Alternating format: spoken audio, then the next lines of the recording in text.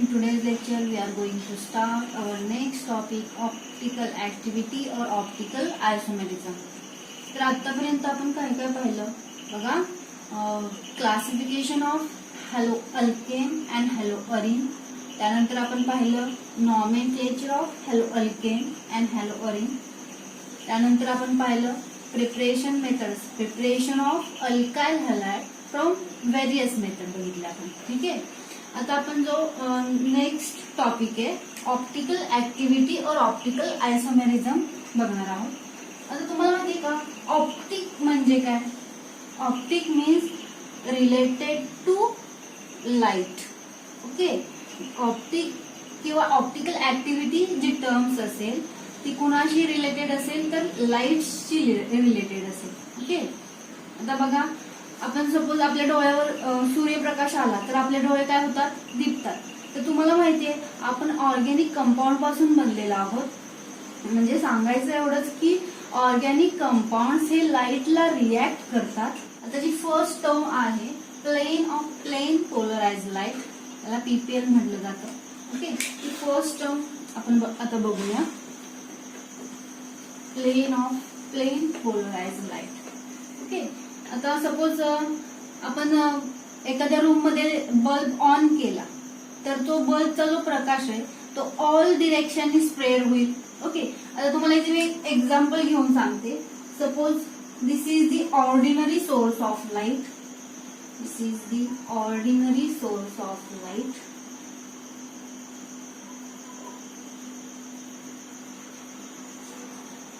तर जो bulb on करणार आहात तुम्ही आणि त्याचा जो प्रकाश आहे तो ऑल डिरेक्शननी स्प्रेड होईल या पद्धतीने.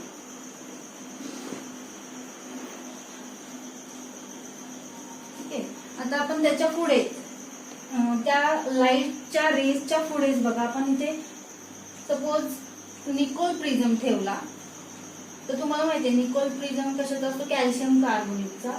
निकोल प्रिझम जर ठेवला आणि तो एका डिरेक्शननी मी जर कट केला या पद्धतीने तर आणि पुन्हा जॉईंट केला तर जॉईंट करण्यासाठी तुम्ही जे डिंक वापरता त्याला कॅनडा बाल्सम बोलतात. आणि तो जो रेज आहे ऑर्डिनरी सोर्स ऑफ लाईट ती जर मी लाईट प्रिझम मधून जर पास केली तर तुम्हाला इथे काय मिळेल? ओनली वन डिरेक्शननी काय होईल? ती लाईट तुम्हाला मिळेल. ओके. म्हणजे तुम्हाला काय म्हणता येईल प्लेन पोलराइज लाईटच्या बाबतीत? तर तुम्हाला काय मिळेल? प्लेन पोलराइज लाईट मिळेल.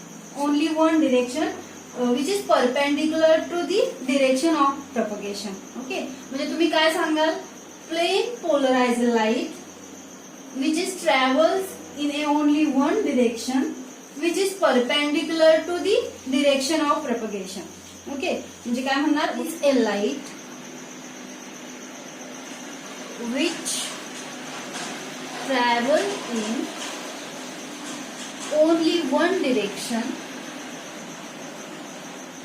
which travel in only one direction, which is perpendicular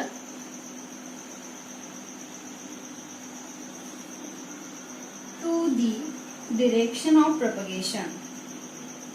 To the direction of propagation.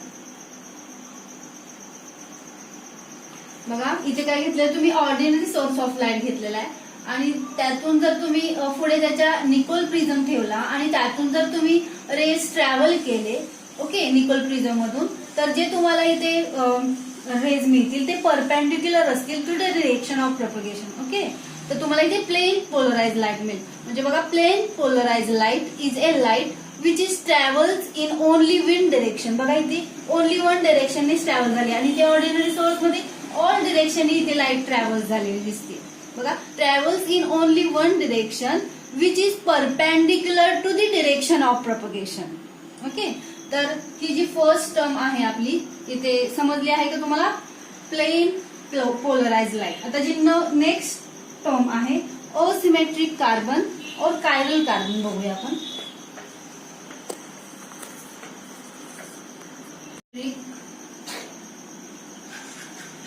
और कायरल कार्बन एटम. आता asymmetric or chiral carbon atom म्हणजे काय बघा. Carbon atom in a molecule which carries 4 different groups or atoms is called as chiral carbon atom.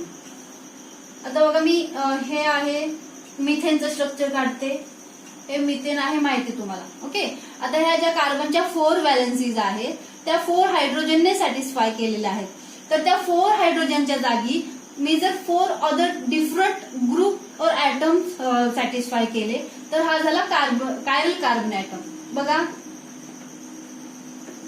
मी या पद्धतीने लिहिते A B C D.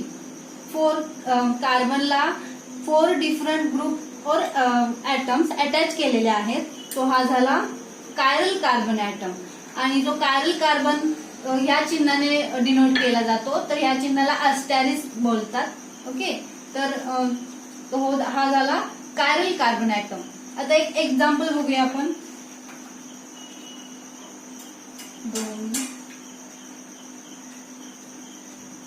या कंपाऊंडचं नाव आहे ब्रोमो क्लोरो फ्लोरो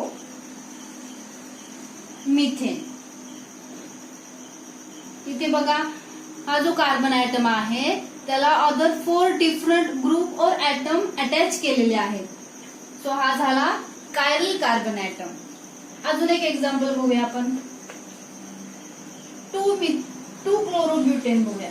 CH3 CH Cl CH2 CH3 2 क्लोरोब्युटेन.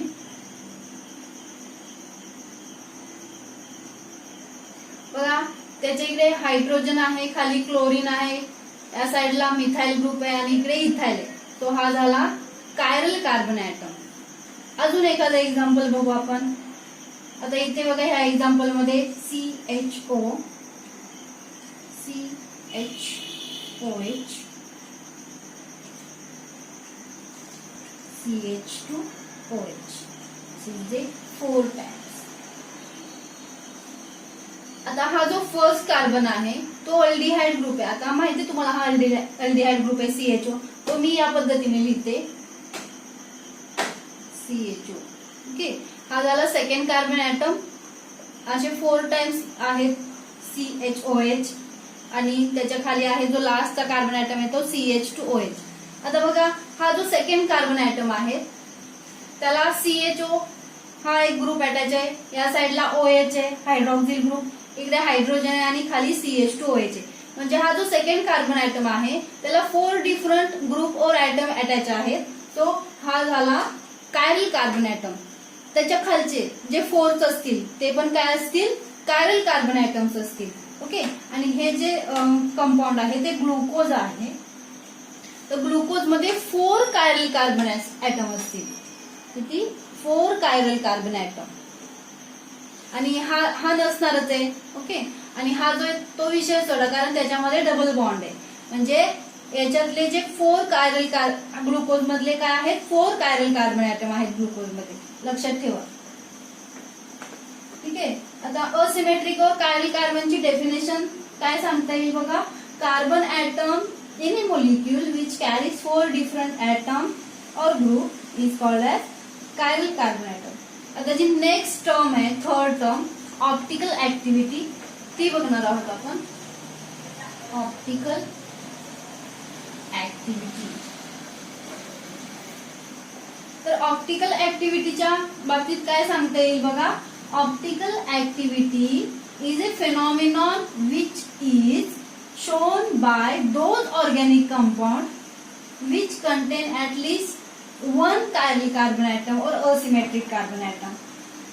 जी optical activity जो phenomenon आहे तर जो phenomenon तुमचा तिथे फॉर्म होणार आहे तर तो कशापासून होणार आहे तर कायरल कार्बन मध्येच होणार आहे. आता मी सांगते तुम्हाला इथे बघा. मी सपोज प्लेन पोलराइज्ड लाईट घेतली, प्लेन पोलराइज्ड लाईट.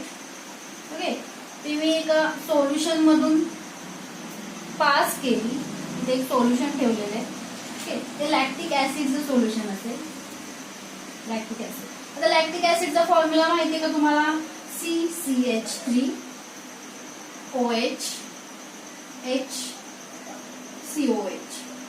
ऍसिड आहे लॅक्टिक ऍसिड. आणि हा आहे कायरल कार्बन ऍटम. बघा या कार्बन ऍटमला 4 डिफरंट ग्रुपवर ऍटम अटॅच आहेत. सो हा झाला कायरल कार्बन ऍटम. आता मी हे लॅक्टिक ऍसिडचं सोल्युशन घेतलंय. प्लेन पोलराइज लाईट लॅक्टिक ऍसिडच्या सोल्युशन मधून मी पास केली तर बघा काय होईल, ती रोटेट होईल आयदर क्लॉकवाईज और अँटी क्लॉकवाईज. ओके, ही रोटेट कशी होईल. आता बघा तुमचा जो प्लेन पोलराइज लाईट आहे तो या पद्धतीने येणार आहे आणि तो लॅक्टिक ऍसिडच्या सोल्युशन मधून जर तो प्लेन पोलराइज लाईट जर पास केली तर ती काय होईल, रोटेट होईल एका विशिष्ट अँगलने. बघा ती angle through which is a substance rotate, म्हणजे तो सबस्टन्स एका विशिष्ट अँगलने रोटेट होईल तर त्यालाच म्हणणार तुम्ही ऑप्टिकल रोटेशन. मग हे रोटेशन जे असेल तर ते दोन प्रकारचं असेल, एक डेक्स्ट्रो रोटेशन आणि लिओ रोटेशन. बघा जर हे लाईट पास केल्यानंतर सोल्युशन मधून जर ते कंपाऊंड जर तुमच्या राईट साइडला रोटेट झालं तर त्याला तुम्ही डेक्स्ट्रो रोटेशन म्हणणार आणि जर लेफ्ट साइडला रोटेट झालं तर तुम्ही त्याला लिओ रोटेशन म्हणणार. आता इथे बघा डेक्स्ट्रो रोटेशन साठी तुम्ही आता सपोज हे लॅक्टिक ऍसिडचं सोल्युशन आहे, जर ते राईट साइडला रोटेट झालं plane of plane polarise light तर काय म्हणणार तुम्ही त्याला डेक्स्ट्रो रोटेशन. ते स्मॉल डी या इथे लिहितात त्या पद्धतीने और काय म्हणणार प्लस साइन इंडिकेट केलं जातं त्यासाठी. तर ते काय असेल डेक्स्ट्रो रोटेशन किंवा डेक्स्ट्रो रोटेटरी. तर डेक्स्ट्रो रोटेटरीची डेफिनेशन काय असेल बघा, a compound which rotates plane of plane polarise light towards right side. Okay, right साइडला काय होईल, रोटेट होईल तर त्याला तुम्ही डेक्स्ट्रो रोटेटरी म्हणणार किंवा स्मॉल डी और प्लस या चिन्हाने काय करतात डेक्स्ट्रो रोटेटरी इंडिकेट केलं जातं. तर बघा जर कंपाऊंड तुमचं लेफ्ट साइडला रोटेट झालं तर त्याला तुम्ही लिओ रोटेटरी म्हणणार. तर डेफिनेशन काय असेल, a compound which rotates the plane of plane polarise light towards left side called as laevorotatory. आता इथे बघा सपोज हे प्लेन पोलराइज लाईट आहे, ती कशा पद्धतीने येईल, अशा पद्धतीनं. जर ती लॅक्टिक ऍसिडच्या सोल्युशन मधून मी जर पास केली तर आयदर ती राईट साइडला रोटेट होईल ओके किंवा लेफ्ट साइडला.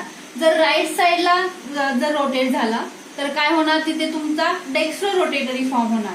ओके, डेक्स्ट्रो रोटेटरी कंपाऊंड होणार. मग तुम्ही त्याला काय म्हणणार इथे डी लॅक्टिक ऍसिड किंवा प्लस लॅक्टिक ऍसिड. आणि जर तो कंपाऊंड जर तुमचा लेफ्ट साइडला रोटेट झाला तर तुम्ही स्मॉल एल या चिन्हाने दर्शवता और मायनस एल या चिन्हाने दर्शवता तर त्याला काय म्हणणार तुम्ही लिओ रोटेटरी. लिओ रोटेटरी समजलं का. डेक्स्ट्रो आणि levo rotator. Plane polarise light is passing through a solution, it's either rotate left side और राईट साइड. ओके, जर राईट साइडला जर लाईट रोटेट होत असेल तर तुम्ही त्याला डेक्स्ट्रो रोटेशन म्हणणार आणि जर लेफ्ट साइडला रोटेट होत असेल तर तुम्ही काय म्हणणार लिओ रोटेट. तर त्याला कशाने दर्शवतात, small L or minus L Leo rotatory आणि जर कॅपिटल स्मॉल डी और प्लस काय असेल डेक्स्ट्रो रोटेटरी लॅक्टिक ऍसिड असं म्हणणार. ओके, आता बघा तुम्हाला डेक्स्ट्रो रोटेशन लिओ रोटेशन हे कन्फर्म झालं. आता इथे बघा सपोज मी लॅक्टिक ऍसिडचा हा एक कंपाऊंड आहे.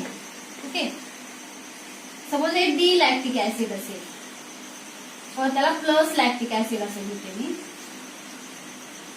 आणि सपोज मी इथे एक मिरर इमेज ठेवली, मिरर प्लेन ठेवला मी इथे आणि ते कसं दिसेल तुम्हाला बघा इकडे सी OH इथे H और OH तुमचा आता काय दिसेल या साइडला दिसेल बरोबर आणि COOH खाली. आता बघा हे काय असेल L और मायनस लॅक्टिक ऍसिड. लिओ आयसोमर्स असेल. ओके, आणि हे जे आहेत ते आयसोमर्स आहेत. ओके, लॅक्टिक ऍसिडचे काय आहेत आयसोमर्स आहेत. आता सपोज मी इथे मिरर प्लेन ठेवला तर हेच कंपाऊंड तुम्हाला लिओच्या फॉर्म मध्ये कसं दिसेल, असं दिसेल बघा. आणि जर हा कार्बन उचलून जर मी या कार्बन वरती ठेवला तर काय होईल, त्या कार्बनला हा कार्बन काय होईल अटॅच होईल. ओके, हा CH3 ग्रुप ह्या CH3 वर बरोबर बसेल, हा COH ग्रुप या COH बरोबर बसेल. ओके, पण हा OH ग्रुप या साईडला दिसेल आणि हायड्रोजन काय दिसेल, इकडे दिसेल. म्हणजे ही काय झाली नॉन सुपर इम्पोजिबल. म्हणजे कशा पद्धतीने बघा, या अशा पद्धतीने ही जी आहे ती नॉन सुपर इम्पोजिबल इमेज. आता OH ग्रुप बसणार आहे तो या साईडला दिसणार आहे, तिकडे हायड्रोजन आहे. मग बसेल का बरोबर एक्झॅक्ट, नाही बसणार. इकडे काय आहे, हायड्रोजन आहे, म्हणजे इकडे काय आहे OH ग्रुप आहे, म्हणजे या पद्धतीने दिसेल. आणि यालाच म्हणतात non superimposable mirror image. Okay, काय म्हणतात, non superimposable mirror image झाली. समजलं का. ओके, तर बघा त्याला इनॅन्शिओमॉर्फ पण म्हटलं जातं. इनॅन्शिओमॉर्फ, तर त्याची डेफिनेशन काय असेल बघा, की optical isomers which are non superimposable mirror image of each other are called as enantiomers or enantiomers. Okay, जे ऑप्टिकल आयसोमर्स आहेत, ओके, ते काय असतील, non superimposable mirror image असेल त्यांची टू इच अदर. दोघांचे काय असतील, जे दोन आयसोमर्स आहेत ते एकमेकांचे काय असतील, non superimposable mirror image, म्हणजे या पद्धतीने. तर त्यालाच काय म्हणलेलं आहे, इनॅन्शिओमर्स म्हणलेले. समजलं का. आणि जी लास्ट टर्म आहे आपली रेसिमिक मिक्सचर. आता बघा ऑप्टिकल ऍक्टिव्हिटी, आता सीईटी नेट साठी तुम्हाला इथे एक फॉर्म्युला आहे. जर ऑप्टिकल आयसोमर्स जर तुम्हाला काढायचे असतील तर बघा A is equal to A means number of optical isomers. A is equal to 2 raised to n. A is equal to number of optical isomers जर तुम्हाला ऑप्टिकल आयसोमर्स काढायचे असतील तर. आणि n is equal to chiral carbon. A is equal to number of optical isomers आणि n is equal to chiral carbon atom, number of chiral carbon atom. बघा आता जर तुमच्या कंपाऊंड मध्ये जर कायरल कार्बन एकच असेल तर तुम्ही तिथे एनच्या जागी टाकणार, म्हणजे ऑप्टिकल आयसोमर्स किती झाले तुमचे, 2च. जर तुमचे किती असतील कायरल कार्बन ऍटम कंपाऊंड मध्ये जर 2 असतील तर ऑप्टिकल आयसोमर्स किती मिळतील तुम्हाला, 4. आता बघा ग्लुकोजचं आपण मगाशी स्ट्रक्चर घेतलं तर त्याच्यामध्ये मी सांगितलं कायरल कार्बन ऍटम किती आहेत, 4 कायरल कार्बन आहेत ग्लुकोजच्या स्ट्रक्चर मध्ये. म्हणजे तुम्हाला ऑप्टिकल आयसोमर्स किती मिळतील, 16 मिळतील. समजलं का. हा जो आहे तो formula optical isomers find out करायचा आहे. हे तुम्हाला सीईटी नेट साठी तुम्हाला उपयोगी पडेल. A is equal to 2 raised to n. आता जो लास्टचा आपला पॉइंट आहे 5th point, racemic mixture. Racemic mixture, आता बघा रेसिमिक मिक्सचर म्हणजे काय, the equimolar mixture of enantiomers, okay, is called as racemic mixture. आता सपोज इथे लॅक्टिक ऍसिडचा आपण बघूया formula, CH3 HOH COH. Okay, हे काय आहे लॅक्टिक ऍसिड. आता D असेल किंवा L असेल, ठीक आहे, D असेल किंवा L लॅक्टिक ऍसिड असेल. आता मी मगाशी तुम्हाला इथे मिरर पेन काढलेला, इकडे D लॅक्टिक असेल, डेक्स्ट्रो रोटेटरी असेल तर मिरर पेन मध्ये तुम्हाला ते कसं दिसणार, इथे लिओ रोटेटरी. म्हणजे हा जो हायड्रोजन आहे बरोबर तुम्हाला इकडे दिसेल आणि OH इकडे दिसेल, आणि जे खालचे वरचे आहेत ते सेम ऍज इट इज राहतील ग्रुप. ओके, तर हे D लॅक्टिक ऍसिड असेल आणि हे L म्हणजे लिओ रोटेटरी असेल lactic acid, L lactic acid.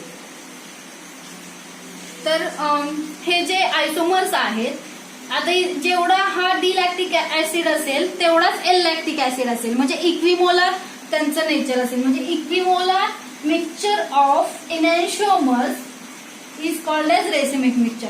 आता इनॅन्शिओमर्स म्हणजे मी काय तुम्हाला मगाशी सांगितलेलं आहे, the optical isomers which are non superimposable mirror images of each other called as enantiomers. म्हणजे जे दोन तुमचे आयसोमर्स असतील ते काय असतील एकमेकांमध्ये, जे नॉन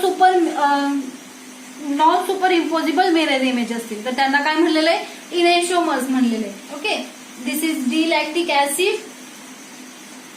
तर त्याला कुठल्या चिन्हाने दर्शवतात, प्लस, आणि ह्याला मायनस. ओके, L और minus lactic acid, OH D त्याने काय जे प्लेयर्स असतात ते ग्लुकोज डी करतात, म्हणजे त्याने तुम्हाला काय मिळते, इन्स्टंट एनर्जी मिळते. आता बघा, जर सपोज तुम्ही आजारी पडलात आणि डॉक्टरांकडे गेलात तर तुम्हाला डॉक्टर मेडिसिन्स लिहून देतात आणि असं म्हणत नाहीत की ते तुम्हाला 100% तुम्ही बरंच होणार आहात. ते काय म्हणतील, जर नाही बरं वाटलं तर पुन्हा 4-5 दिवसांनी या. ओके.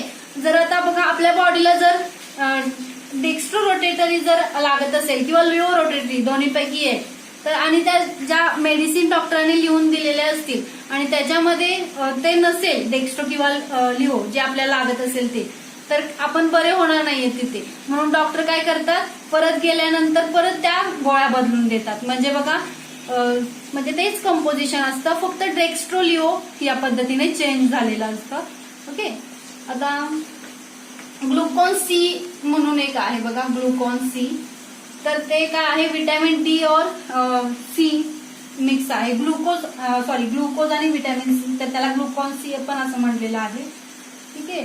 तर बघा, इथे ऑप्टिकल ऍक्टिव्हिटीच्या टर्म्स आपल्या संपलेल्या आहेत. काय काय बघितलं आपण बघा, प्लेन पोलराइज लाईट पाहिली, त्यानंतर आपण असिमेट्रिक और कायरल कार्बन पाहिला.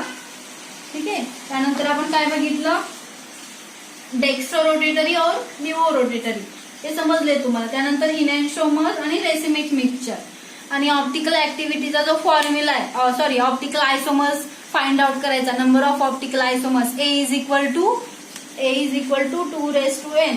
लक्षात ठेवा, एन म्हणजे काय, number of chiral carbon atom, म्हणजे कंपाऊंड मध्ये किती कायरल कार्बन ऍटम आहे त्यावरून तुम्ही ऑप्टिकल आयसोमर्स काढू शकता. ओके. आता ग्लुकोजच्या कंपाऊंड मध्ये 4 कायरल कार्बन ऍटम आहे, सो ऑप्टिकल आयसोमर्स किती असतील, 16 असतील. बघा इथे बघा, आपण नेक्स्ट लेक्चरला केमिकल रिॲक्शन बघणार आहोत. तर आता ज्या मी प्रिपरेशन ऑफ अल्कलहाइडच्या ज्या रिॲक्शन बघितल्या, तर त्या काय करा, तुम्ही सारखं सारखं लिहित चला, म्हणजे ते काय होईल, तुमच्या हाताखालून जाईल. ओके.